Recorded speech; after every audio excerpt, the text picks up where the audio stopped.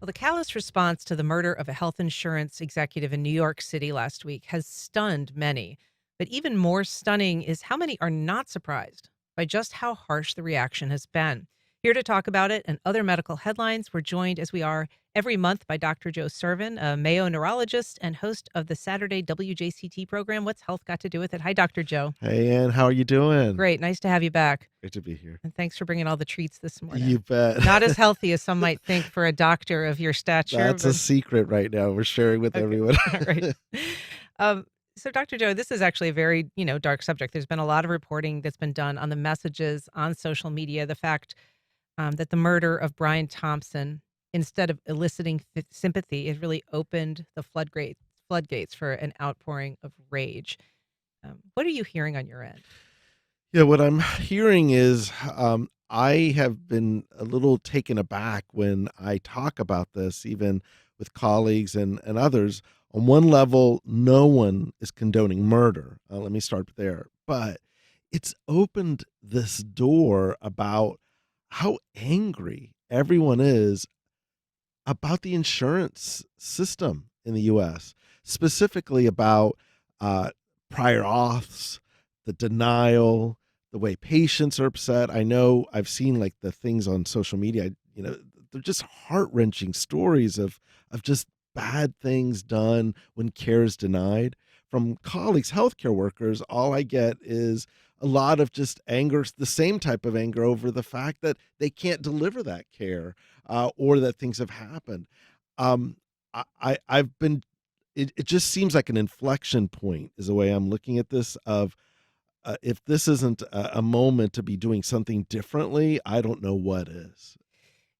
To your point, a lot of people have observed that while some social media is done anonymously, and there's certainly these performative outrage spaces Sure. like Twitter where people are very accustomed to takedowns of this kind, but the people who are using their professional accounts, say on LinkedIn or very identifiable accounts like Facebook, are making these same kinds of comments without any sense of restraint. And it is surprising, but you're saying that even among your own colleagues, you hear a similar sentiment. Absolutely. One of the things, like in certain websites that are very much inside baseball, inside the healthcare world, if you will, if you look at just the commentaries on the coverage on this, it is mirroring the same things that you're talking about on Twitter or, as you said, LinkedIn. These are professional websites that is meant for hiring and firing and people identifying themselves about how upset they are. Again, talking about the denials and the system and just the anger that has kind of arisen from it. And the fact that you're willing to go on record is the part that just surprises me. But I guess it shouldn't, because I guess the problem has gotten to a boiling point. One of the things that was reported was that the UnitedHealthcare actually had to stop responses to its post about being shocked and saddened by his death. That was on Facebook because 75,000 of the 80,000 responses were the haha emoji. Um, and, you know, I guess I wonder, the lack of empathy seems to reflect this perceived lack of empathy in the system, that a system is by its nature cruel and callous, and that they're responding in kind. Yeah, and this is a big moment of just telling us, and this is what I'm taking away from this, is that this way of just cruelty in terms of denying care, algorithmic, immediate denials, forcing people to not get meds, treatment, not covering the hospital. This just cannot go on. And it's an opportunity, right? We're about to have huge changes in healthcare right now with whatever happens in the upcoming administration, and that's what they're talking about. This strikes me as one of those topics that probably needs to be looked at. I don't know what the end point is, but I took this like as a cry from help, but not just from patients, but from the colleagues who are out here trying to fight the good fight and just sick of it. And it doesn't matter if you're the nurse or the doctor. It seems to be across everyone and all demographics. I've seen people who are very wealthy. I've seen people. It doesn't matter the gender. It doesn't matter the race. It seems like this is like one of those unifying bad experiences that we're having with insurance. And I'm sure there are good people in insurance trying to do what's right and curb whatever expenses and things that they're trying to deal with. But on the other hand, uh, the way that we're doing it now, this is just not sustainable. Yeah, I mean, having spent an hour and a half on the phone over a $50 copay just a couple of days ago, Right. you can only imagine that sense of sort of existential frustration, how it's magnified when you're talking about a loved one who's not getting care or going into bankruptcy because you're not getting the coverage you need. But you alluded to algorithmic denials. What do we know about how algorithms are being used to deny claims, particularly with this health insurance provider? All I know is what I've read in terms of other reporting, and what I do know is like in some of the algorithms that have been employed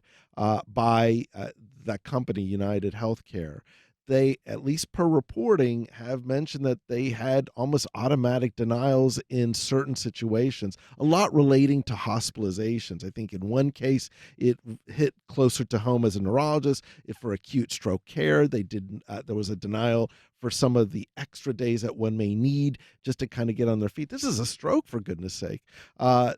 This is just automatic denial. Then you have to go. All it does, it forces the patient to go back and then fight it on the denial two or three down, two or three more times to try to get it covered, if covered at all, in order to make this work. And it's a nightmare, especially after some of these situations. The focus should be on getting better, not on, oh my goodness, I have a bigger problem that I now have to focus on, which is my finances.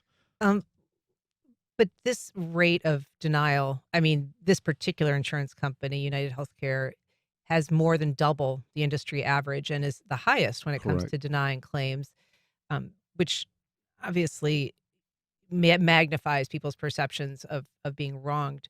But it was just recently, and I don't know if I remember the specific provider, but it was just, I think, a day before this shooting happened, where anesthesiologists were expressing frustration because they were being told, I think it was Blue Cross, Okay. but I would have to double check that, said that there would be a point at which during surgery they would no longer provide coverage Yeah, for anesthesia. Or they would no that's longer right. provide reimbursement, which I think stunned a lot of people. Like, kind of what happens then? Do we just stop doing the surgery? Do you stop getting pain medication?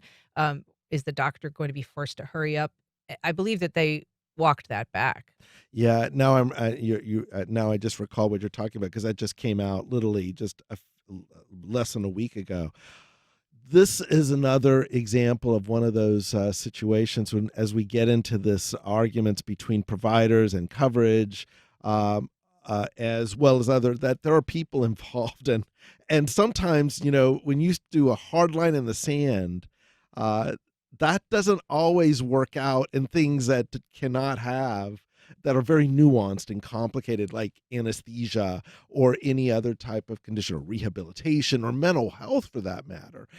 This is where we're all fighting, and this is where we have to be more human. We have to value people's health better than it is right now. And yes, I'm realistic about the money part of this, but again, this version, we got to find a different way.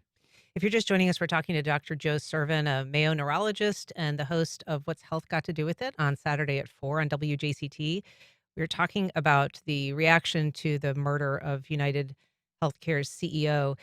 This has translated, Dr. Joe, into overall concern within the industry. And I know that we've seen reports that the threat to working in healthcare has risen precipitously since COVID, particularly. Um, but there are so many pressures for people working in the healthcare industry right now. What is the sense of danger? I mean, we've heard about people perhaps increasing security detail for Yeah. some of these executives. But for people who are working in hospital settings, what is the concern there? Yeah, this has become an important topic. And I will say that because we know before COVID, that workplace violence against healthcare workers actually was the vast majority of workplace related violence all occurs in the healthcare. It was about 73%, if I remember right, pre-COVID 2018 numbers.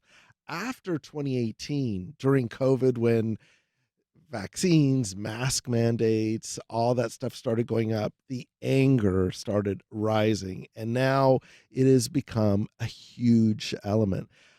Ask any nurse, ask anyone who is in, well, I guess if I had to pick a location, a trauma center, that is where a lot goes down. And people can feel vulnerable. You have to have increased security. If you walk through any trauma center around the U.S., you'll see armed guards, sometimes police, out right in that arena because things happen, and that's a sign of just how just that healthcare violence or violence against healthcare folks has really kind of crept up dramatically, really post COVID. But the problem was already on its way up in right before COVID, and COVID just put it on And steroids. you see, I guess, in some cases, people conflating insurance coverage with their actual provider. I think that's something we've talked about when it comes to prescription, what do you call them? Pharmacists in Correct. the work that they do on the front lines, very often receiving the brunt of that anger as well. Well, here's the thing. So what happens is, if you're a physician or provider, you have a course of therapy. You go through. Let's say you want to do surgery or something along those lines, or give someone some type of therapy. At the end, the therapy has to get authorized. The authorization, the insurance company may say no, or they may tell the doctor or the hospital no, and that means that the hospital and the doctor are the ones who have to say no. Yet it was the insurance company that did it. So it puts this extra element of people in the middle that really are just trying to do their best to try to take care of our folks. But it reminds us that there's a third person in every doctor patient visit. That person is an insurance company or kind of coverage group that is going to say yes or no to whatever decision you make. And that's probably what needs to change. We're talking with Dr. Joe Sirven. If you'd like to join our conversation, you can give us a call at 904-549-2937. You can also email First Coast Connect at WJCT.org. I just want to clarify on the anesthesiologist issue. My producer, Stacy, notes that that was Anthem Blue Cross Blue Thank Shield you. that was the provider that proposed doing that and then walked it back. We also have a note from Joss on Facebook saying if we had Medicare for all, the assassination wouldn't have happened. Um, I guess, the idea of having a better healthcare system would certainly obviate some of the rage that people feel. Bottom line, with regards to the comment, I would say that it's just a reminder that we this idea that we can just continue to go on without access for a lot of people when we're spending a gargantuan portion of America's GDP in the multi-trillion dollar range without giving everyone access is going to be an issue. What that looks like, single payer, multiple, whatever, that's part for the debate. But we do have to value life to make sure people are covered and covered from when they're born to when they die. I mean, Yeah. we got to be more human about this. I want to move to a different topic that caught my eye this week in the world of medical headlines, which is new research into lead exposure. This is a really Yeah. startling headline that talks about psychiatric disorders, a surge of psychiatric disorders attributable, they believe, to lead exposure. Talk about what that study told you and what it didn't tell you. Well, this is an interesting one. The study is interesting from the standpoint of putting up an idea. It's what I would call a corollary study.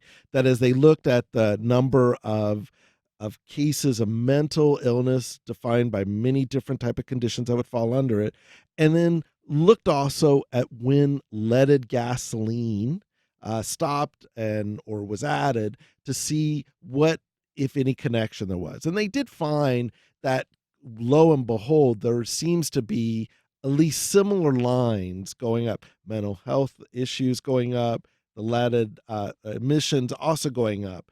And they point out, well, could it be that the lead causes some of this mental health. And it doesn't prove it, but it does put that as a possible idea. It's one avenue. So it's more of a corollary than anything else. But the way I view it is that this is one of several studies that I've now been, as I survey the landscape, are looking at what happens to the brain amidst our environment, if you will. Whether that is, like, I've seen studies looking at dementia numbers going up if you live too close to an intersection, or related to smog, or other conditions, or like I heard on this morning, microplastics in the general news. This is the beginning of what I'm beginning to see and sense of looking at environmental issues linked to our overall health. And here's another element of trying to push that piece. And we've talked about carcinogens that cause various illnesses are linked to things like heart disease or cancer. But this impact on the brain does seem to be, to your point, this kind of new area Right. because so much, we're continuing to learn so much about the brain. We're continuing to learn a lot more about psychiatric disorders, but it does seem like it would be hard to separate, for instance, leaded gasoline from just the overall industrialization, our exposure to things like plastics, our exposure to all kinds of heavy metals. But we do know lead is terrible. Absolutely. Remember the Flint, Michigan situation with lead in the water, well, lead in the air. There's going to be an impact. And we do know lead is never good for brain. But it is, again, it's an interesting proposal that needs the further study. In med school, we would get, like, the study of the disease of what does this do to you? But we don't always get the larger picture of, like, well, what happens when you get these micro exposures day in, day out, particulates and environment. We need to see focus a little more on how to do that. The problem with the science is it's really hard to tease that out. And so that's going to be, I imagine this is just the beginning of a lot looking at brain health, whether it's your cognitive performance, whether it's mental health, but how does it react into all these different circumstances? And you're absolutely right. Teasing it out is very hard. But that's also the same time, we had computers change things, social media's change things. So, A lot of things on our brain, right? exactly. That's hard to kind of separate out. But it is a fair study to put that question out there, because I had never considered it. And maybe, sometimes this is how you kind of figure out whether there's kernels of truth. But it's a fair and valid point. The corollary is there. The causation is what needs to be looked at. What was interesting too is this kind of confined their findings to basically Generation X, right? Because Yes. that represents the years during which leaded gasoline was used before it was phased out. So they were finding that these impacts and the lead exposure was worst among those born between 1966 and 1986. And in that way, it does allow them an opportunity to put an endpoint on that and see that corollary, as you say, if it doesn't continue to those future generations, that perhaps you can separate it from these other sources of pollutants, other kinds of things that could impact the brain. They did try to be very rigorous in this study, and in that they're very clear. But they also, and in fairness to the authors, they also spelled it out in their own limitations on the study, which is, again, it's a nugget for someone to look at to see if this is the case. But it got my attention when I look at it. It's just another item of what we need to be looking at in our just general life environment, and really how these different policies when it comes to environment isn't just about the air, but it has these very take home issues as to how you think or may feel about things that may change how people view the environment, if you will. And I'm guessing you mentioned Flint, Michigan. I'm guessing that there will be a lot of longitudinal studies of those kids and their development, since we know that there was high levels of lead exposure. I assume that that would be the case, because that is just going to be, again, lots of focus on this area. It's just a matter of funding, because this is not a lot of companies that support this. Yeah. Well, Dr. Joe Sirven, it's always a pleasure to have you. Thanks so much for coming on today. And it is always a pleasure.